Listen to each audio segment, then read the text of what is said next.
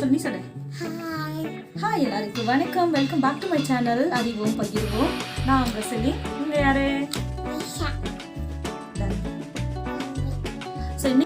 So நாங்கள் 2 பேரும் சேர்ந்து இன்னைக்கு இந்த கம்பு இருக்கு இல்லைங்களா, இதெல்லாம் வந்து பார்த்தீங்கன்னா எங்கள் வீட்டு கழனியில் பறித்த கம்பு தான் எல்லாமே. ஸோ கொல்லையில் பறித்த கம்பு தான். ஸோ இதை வச்சு நாங்கள் இன்றைக்கி இந்த பாப்கார்ன் இருக்குது இல்லைங்களா, பாப் ரைஸ் இருக்கு இல்லைங்களா, அந்த மாதிரி கம்புடைய இங்கிலீஷ் பேர் வந்து பஜ்ரா. ஸோ அந்த மாதிரி நாங்கள் பாப் பஜ்ரா பண்ண போகிறோம். நாங்கள் எப்படி பண்ணோன்றதை உங்களுக்கு வீடியோவில் காட்டுறோம்.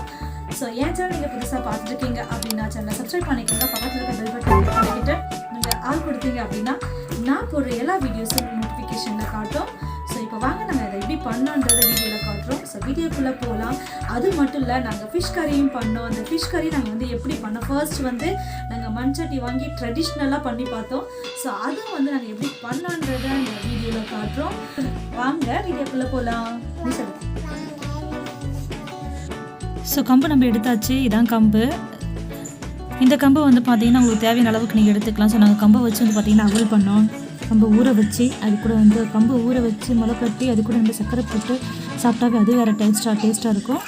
ஸோ இது வந்து பார்த்திங்கன்னா நம்ம வந்து அதை பாப் பஜ்ரா வந்து பண்ணி பார்க்கலாம். அதாவது இது எப்படி வருது, எந்த அளவுக்கு அவுட்புட் கொடுக்குதுன்றதை வந்து நம்ம செக் பண்ணி பார்க்க போகிறோம்.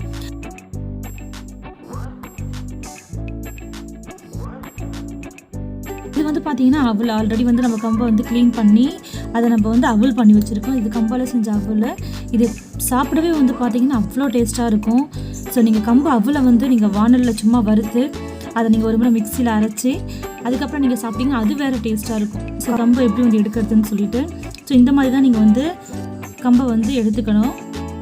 ஸோ இந்த மாதிரி நீங்கள் எடுத்துக்கிட்டீங்க அப்படின்னா ஸோ உங்களுக்கு தேவையான அளவு எடுத்துக்கிட்டு நீங்கள் அதை க்ளீன் பண்ணிடலாம். ஸோ அந்த கொங்கன்னு சொல்லுவாங்க, அது மேலே இருக்குது பார்த்தீங்களா.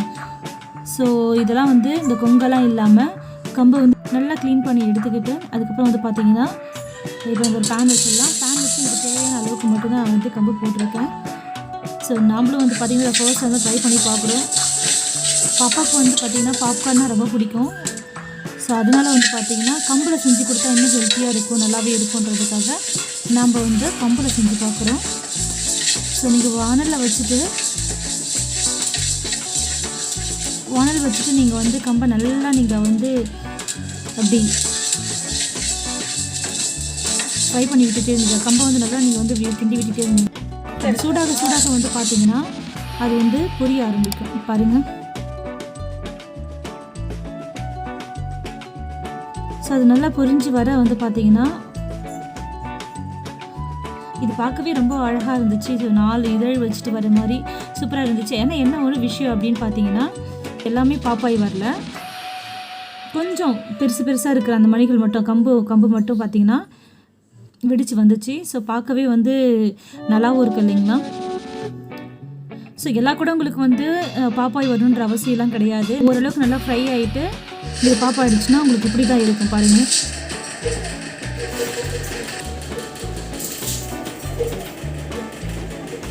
ஸோ பார்க்கவே சூப்பராக இருந்துச்சு. இது ஒரு ஃப்ளார் மாதிரி இருந்துச்சு பார்க்குறதுக்கு.